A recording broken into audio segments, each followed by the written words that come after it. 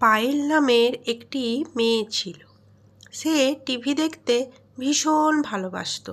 যে কোনো বাড়ির কাজ করতে করতে সে টিভি দেখতে ভীষণ পছন্দ করত।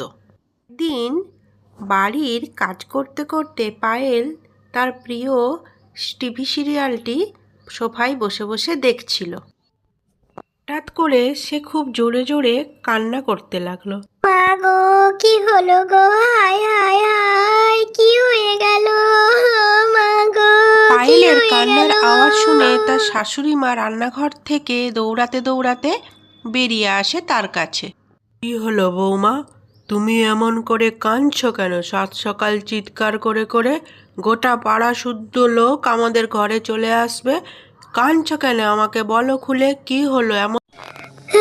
জানেন মা, জবার বর কাল রাতেই মারা গেছে। জবার বর, তাই তো আমি কাঁদছিলাম। হে ভগবান, তুমি আবার টিভি সিরিয়াল দেখতে দেখতে কান্না জুড়েছ? আর তোমাকে নিয়ে আমি পারবো না। কান্না এবার বন্ধ করো, এক্ষুনি তোমার স্বামী ঘর আসবে। ওহ, আর তোমাকে নিয়ে আমি আর পারবো না। পায়েলের শাশুড়ির কথা বলা শেষ হতে না হতেই পায়েলের স্বামী বাড়ি ফিরে আসে। পায়েলের শাশুড়ি তার স্বামীকে সব কিছু বলে। রোজ রোজ আমার এই নাটক আর ভালো লাগছে না মা। আমি সত্যিই আর পারছি না। তুমি দাঁড়াও, এর পরের মাসে আমি আর টিভি রিচার্জ করব না। দেখি ও কি করে ওর প্রিয় টিভি সিরিয়ালটা দেখে। আমি আর ওকে এই নাটক করতে দেব না। আমি রোজ রোজ আর এই এক নাটক শুনতে আমি আর পারছি না মা। না না, এমনটি করো না প্লিজ। তুমি এমনটি বলো না গো। টিভি রিচার্জটা প্লিজ করে দিও পরের মাসে। প্লিজ এমনটা করো না তুমি, প্লিজ। পায়েলের কথা না শুনেই তার স্বামী ও শাশুড়ি দুজনেই চলে গেল। পরের দিন পায়েল যখন টিভি দেখতে গেল, সে দেখল টিভি আর চলছে না, টিভির রিচার্জ শেষ হয়ে গেছে। পায়েলের স্বামী নিজের কাজে বেরিয়ে যান।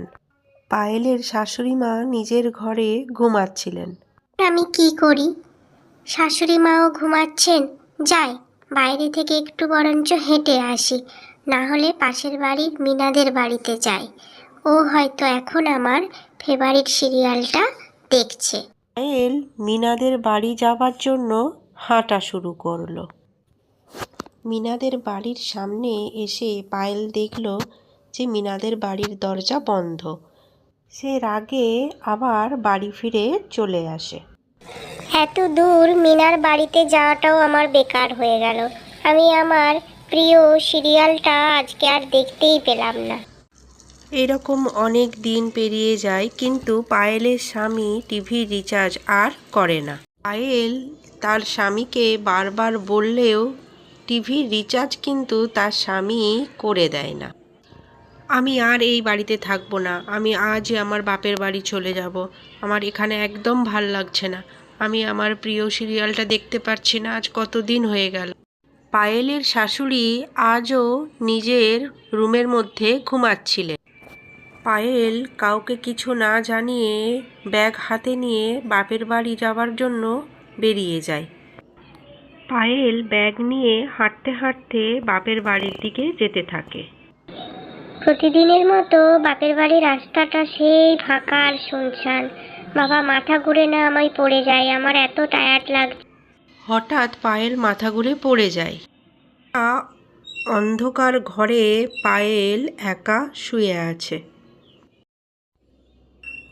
জ্ঞান আসতে পায়েল বলতে থাকে, হে ভগবান, আমি কি বিপদে পড়লাম! এটা তো মনে হচ্ছে কোনো ডাইনির বাড়ি। আমায় মনে হয় ধরে নিয়ে এসেছে। হে ভগবান, আমি এবারে কি করে বাড়ি ফিরবো? আমাকে বাঁচাও, কে আছো? আমাকে বাঁচাও। বাইরে খুব জোরে জোরে বৃষ্টি হচ্ছে মনে হয়। সে কারো হাসির আওয়াজ শুনতে পায় এবং বাঁচাও বাঁচাও করে চিৎকার করতে থাকে। হঠাৎ করেই সে দেখল দরজার থেকে হালকা আলো আসছে। সে দরজার সামনে এসে দেখতেই অবাক হয়ে গেল। দেখছে একটা ডাইনি বসে বসে টিভি দেখছে।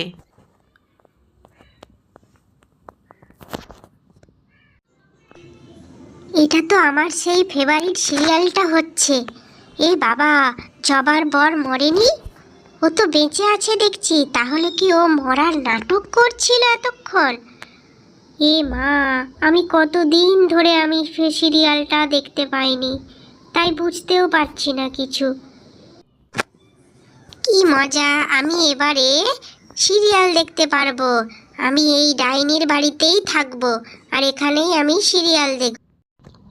ডাইনি পায়েলের গলা শুনে ছুটে পায়েলের ঘরে আসে। এ কি, তুই বাইরে বেরিয়ে আসলি কি করে?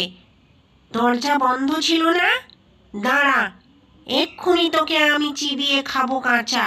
আবার জোরে জোরে কথা বলা হচ্ছে, দাঁড়া দেখছি। আরে আরে, আমাকে মেরো না প্লিজ। আমি তো আমার ফেভারিট সিরিয়ালটা দেখে কথা বলছিলাম। আমাকে মেরো না প্লিজ, এটা আমার খুব পছন্দের সিরিয়াল। ও তাই, এটা তোরও ফেভারিট সিরিয়াল? এটা তো আমার খুব পছন্দের সিরিয়াল। আমার এই সিরিয়ালটা দেখতে খুব ভালো লাগে, এই জন্যই তো আমি একটা টিভি চুরি করে এনেছি সিরিয়াল দেখবো বলে। সত্যি এটা তোমারও ফেভারিট সিরিয়াল? তুমি জানো আমার শাশুড়ি আর স্বামী আমার সঙ্গে কি অন্যায় করেছে? তারা আমি সিরিয়াল দেখতে ভালোবাসি বলে ইচ্ছা করে টিভি রিচার্জ করেনি। আমি আজ কতদিন আমার ফেভারিট সিরিয়ালটা দেখতে পাইনি। তাই তো তুই আর কি কি সিরিয়াল দেখতে ভালোবাসিস বল না। আমিও তো অনেক সিরিয়াল দেখতে ভালোবাসি। দেখি তোর আর আমার মিলে কিনা সিরিয়াল দেখাটা।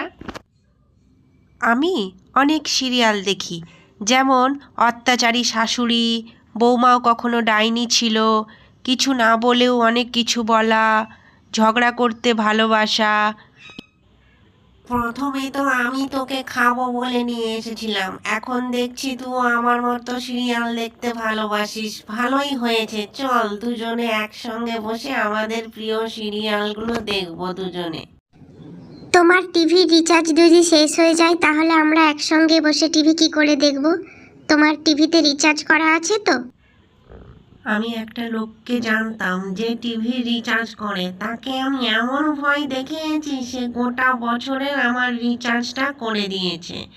সে সব সময় বলে যখন লাগবে রিচার্জ করে দেব। কি মজা, পুরো রিচার্জ ফ্রি! কি একসঙ্গে কত সিরিয়াল দেখব! তোমার ঘরটা তো পুরো স্বর্গের মতো মনে হচ্ছে। তুমি কত ভালো, আমার স্বামীর থেকেও তুমি ভালো। আমার স্বামী একটু রিচার্জ করে দিল না, কি মজা! ডাইনি আর পায়েল একসঙ্গে বসে নিজেদের পছন্দের সিরিয়াল দেখতে লাগলো। এই জবা মেয়েটা কি সুন্দর দেখতে, পুরো আমার মতো। আর এই জবার ননদটা কি বদমাইশ, পুরো ডাইনি একটা। ধরে মারতে ইচ্ছা করে ওকে দেখ। কি বললি তুই? জবার ননদকে তুই ডাইনি বললি? ও কত ভালো মেয়ে জানিস, ওকে আমার খুব ভালো লাগে। আর জবাকে আমি একদম দেখতে পারি না। দাঁড়া, তোকে আমি এক্ষুনি খাবো। দৌড়াতে লাগলো। এদিকে পায়েলের শাশুড়ি বাড়িতে কান্নাকাটি করতে থাকে। তার স্বামী তার শ্বশুর বাড়িতে ফোন করে খবর নেয় পায়েল পৌঁছেছে কিনা। মা, পায়েল এখনো বাড়ি পৌঁছায়নি। আমি যাচ্ছি রাস্তায় ওকে খোঁজ করতে। এত কাছেই তোর বাড়ি, ও এখনো কেন পৌঁছায়নি? তুমি চিন্তা করো না, আমি ওকে ঠিক খুঁজে নিয়ে আসবো। পায়েল খুব জোরে জোরে ছুটতে থাকে। ডাইনিটাও পায়েলের পেছনে খুব জোরে জোরে ছুটতে থাকে। হে ভগবান, আমার কি বিপদে পড়লাম আমি! এখানে আমি কাউকেই চিনি না, কোথায় আছে আমি কিছুই বুঝতে পারছি না। কি বিপদে পড়ে গেলাম আমি! এবারে বাড়ি ফিরবো কি করে? ও মা, আমি কি করি এবারে? জোরে দৌড়াতে দৌড়াতে পায়েলের স্বামীর সাথে দেখা হয়ে যায়। এই সব কিছু তোমার জন্যেই হয়েছে। তুমি যদি টিভির রিচার্জটা করে দিতে তাহলে তো আমি বাড়ি ছেড়ে আসতাম না। আজকে আমার পেছনে একটা ডাইনি ছুরি হাতে নিয়ে ছুটে বেড়াচ্ছে আমাকে মেরে খাবে বলে। সব কিছুর জন্য তুমি দায়ী। তুমি কেন টিভি রিচার্জটা করে দিয়েছিলে না? তাহলে তো আমি বেরোতাম না। আজকে কি বিপদে পড়েছি বলো তো। চলো এখান থেকে দৌড়ে পালাই, নইলে ডাইনিটা এক্ষুনি এখানে পৌঁছে যাবে। তারা দুজনেই খুব জোরে জোরে দৌড়াতে থাকে। দৌড়াতে দৌড়াতে তারা নিজেদের বাড়িতে ফিরে আসে। পায়েল, তুমি আর কখনো এরকমটা করো না। আমি তোমার টিভি রিচার্জ করে দিয়েছি। আর কখনো তুমি আমাকে আর মাকে না বলে কোথাও যাবে না। আমি আর কখনো এরকমটা করব না গো। প্লিজ তোমরা আমাকে ক্ষমা করে দাও। আজকে আমি বুঝতে পেরেছি যে আজকে আমি কি বিপদে পড়েছিলাম। আমি আর এরকমটা কখনো করব না।